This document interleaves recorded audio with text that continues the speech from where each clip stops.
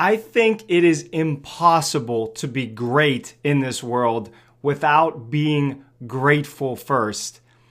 Working out is no different, and I think the philosophy, our mindset as we go through workouts, both here on my course and anywhere else where you may work out in life, being grateful for the opportunity and having a healthy enough body to be able to work out is a huge and, in my opinion, essential way to have your mind set up before, during, and after a workout.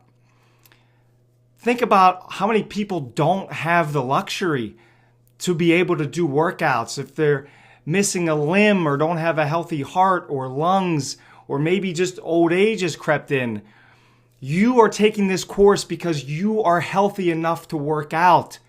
Be grateful for that and think about that each and every time you're getting ready to do a workout. Because I know sometimes, as you all know, it gets hard, right?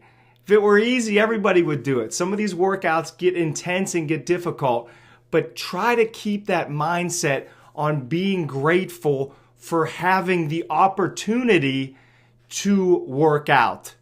Grateful greatness is a great way to kick things off on this course and make sure you're grateful for every moment you're able to work out.